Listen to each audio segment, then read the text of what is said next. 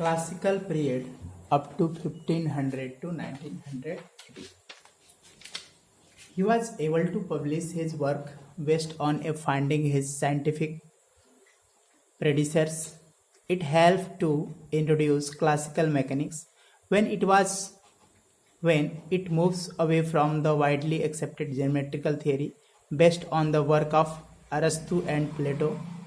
Copernicus revitalized the heliocentric model that claimed sun was at the center of solar system.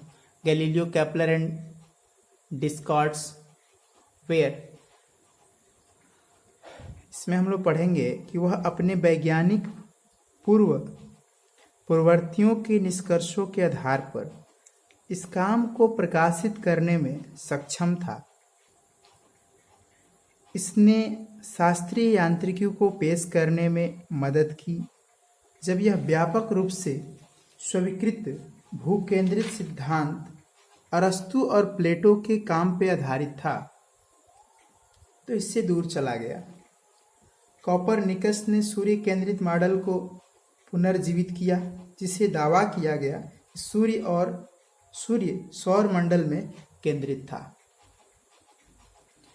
Galileo, Kepler and Descartes were instrumental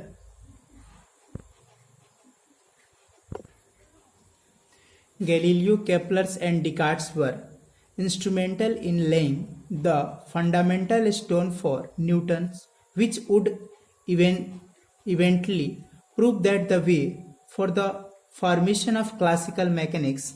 Experimental studies reached the atomic level towards the end of 19th century. That means कि Galileo, Kepler और डिकार्ट्स ने किसके आधार पर शिला रखने में महत्वपूर्ण भूमिका निभाई थी?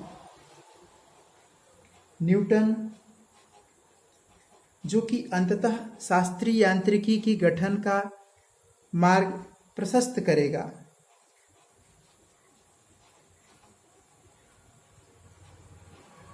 प्राथमिक अध्ययन 19वीं शताब्दी के अंत में परमाणु स्तर पर पहुंच गया।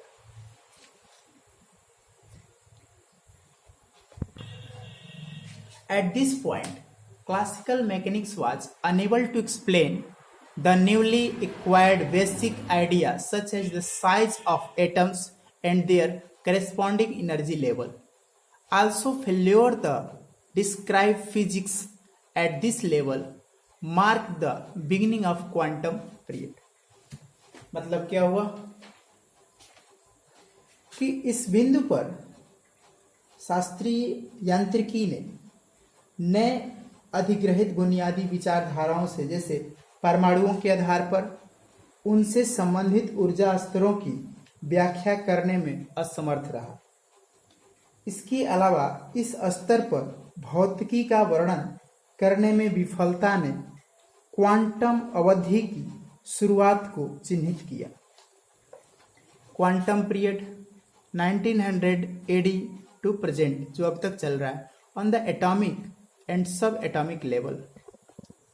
On the atomic and subatomic level quantum mechanics replace the classical mechanics. Quantum mechanics ने क्या किया? क्लासिकल मैकेनिक्स के जगह पे रिप्लेस हो गया। कौन? Quantum mechanics.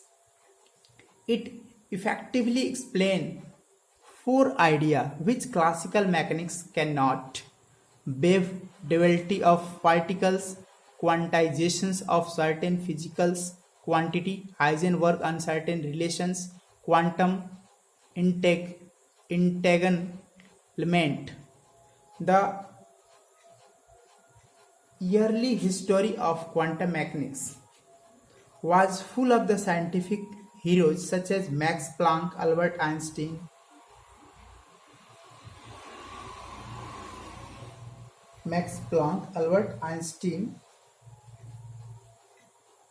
Louis de Broglie, Werner Heisenberg, Max Bohr, Erwin Schrödinger. Poly Dirac and Richards Feynman. तो इसमें ये लोग ने ये बताया कि द परमाणु और उप ऊर्जा स्तर पर क्वांटम मैकेनिक्स शास्त्रीय मैकेनिक्स की जगह लेती है। यह प्रभावशाली रूप से 4 विचारों की व्याख्या करता है जो शास्त्रीय मैकेनिक्स में नहीं कर सकता है। कणों का तरंगदैर्घ्य, भौतिक मात्राओं का परिमाणीकरण करना, हाइजेनबर्ग अनसर्टेन प्रिंसिपल का रिलेशंस और क्वांटम का उलझाव। क्वांटम मैकेनिक्स का प्रारंभिक इतिहास मैक्स जैसे वैज्ञानिक नायकों से भरा था, जैसे Planck Max, Albert Einstein, Louis de Broglie, Werner Heisenberg, Max Born, Erwin Schrodinger, Pauli Dirac and Richards Feynman. इस तरीके से आप अभी तक देख रहे थे क्लासिकल मैकेनिक्स और क्वांटम मैकेनिक्स की जो आवर्तकाल था।